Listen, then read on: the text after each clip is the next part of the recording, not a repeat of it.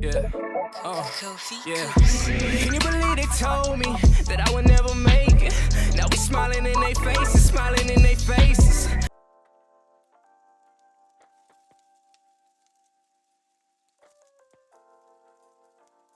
And rewrite their own narrative about, well, what I could have did and did this. Well, damn it, do it when you had the chance. That's as simple as that. And if you didn't, shut the fuck up. I love it. I absolutely love it. We can't live in delusion forever. And not only can we not live in delusion, but we can't go back and change what we actually done. And that's the biggest part of everything. Playing these make-believe games is not really going to change anything. We know what we saw. Therefore, we saw what you did. That's it. Now, if you guys aren't familiar, this player right here actually played with Kobe.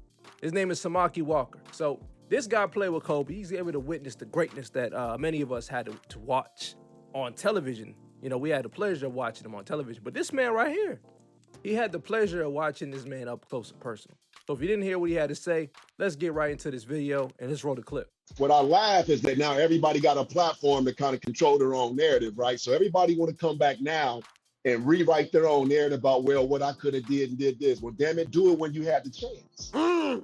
That's as simple as that. And if you didn't, shut the fuck up. I'm calling cap. I'm calling cap. Let me tell you something. I love T-Mac. T-Mac, one of my favorite players. In fact, yes, he was as talented and potentially even more talented than Kobe from a pure talent standpoint. And we keep talking about this Mamba mentality, but see, we seem to have amnesia when it comes to really talking about what separates players. Talk about it. See, Kobe again played 20 years because of how he treated his body. It was the consistency. You heard T-Mac and you hear Gilbert and all these other guys talk about it, how Kobe approached. But yet all of a sudden, now I want my ego stroke. Now all of a sudden we just gonna forget about all that shit, right? Hell no. Kobe was that guy. I told you, I used to sit and watch this guy for 20 minutes, roll the ball out, go to all 5 spots on the court, no trainer, nobody there, play the game through his imagination and imagine and putting players in place. Guys wasn't doing that shit. Like, chill out with that, fam.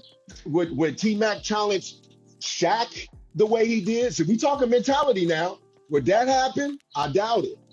Kobe had the mentality to bring the best out of the Diesel and carry that and wasn't willing to be confrontational with nobody.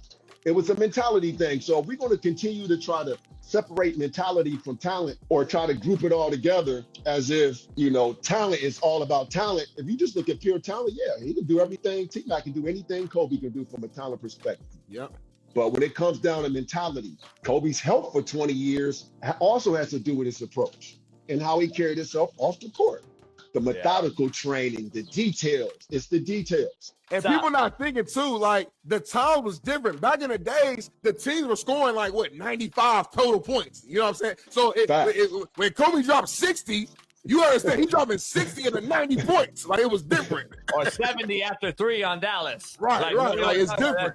Yeah, dog. I'm tired of hearing it. When Booker scores 70 and then Donovan Mitchell scores 60, and the motherfuckers are like, oh, he's the Kobe. I'm like, shut up, man. Come on with all that, bro. You know, one of the problems I have with all of this, the podcast and everything, and everybody talking and kind of, you know, getting off how they feel, if they woulda, coulda, shoulda, if I didn't do this, if this didn't happen, is that these players are almost reliving, you know, that fame, the limelight, that attention, that player stigma.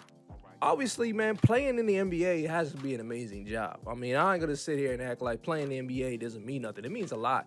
And I'm not gonna here to discredit none of those guys that are talking.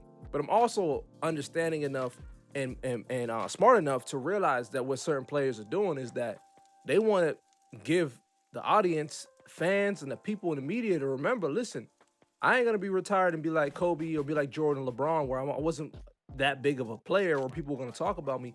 But I want to make them remember exactly who I was and what I could have had if I had this, if I had that, if this would have happened, if. Man, like he said, shut the fuck up. Because you did not do anything. And unfortunately, you didn't take care of your body or you're injury prone. I don't know. Either way, we were there to witness what you were actually able to do. And that can never change, bro. No matter what you say, no matter what imaginary teammate you wish you had, Your career is your career. And you can get on all these podcasts in the world. You can get on every single platform and spew your own narrative, but it ain't gonna change a damn thing. And that's for certain. A mentality of a basketball player is not measured on a stat sheet. But what happens is over time, people become familiar with how hard you work through the peers.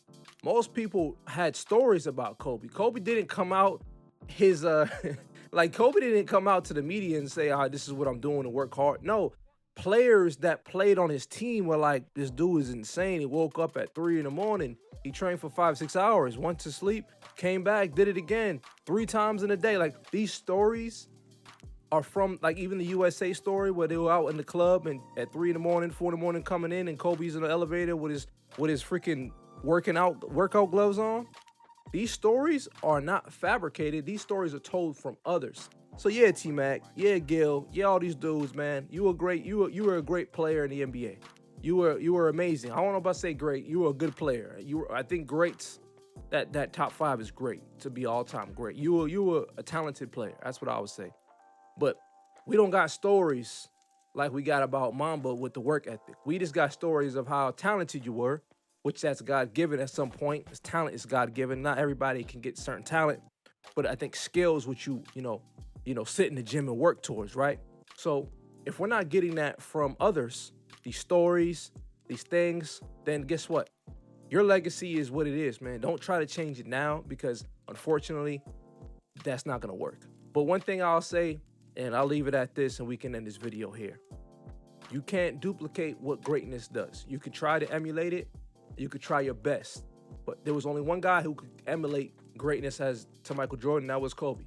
No other guy came close to what Kobe has been able to do and what Jordan has been able to do. Those two guys that I saw have done amazing things on the basketball court, scoring, defensively. Their impact, their legacy is far way too many others compared to those two. Far way too many others. And that's all I gotta say.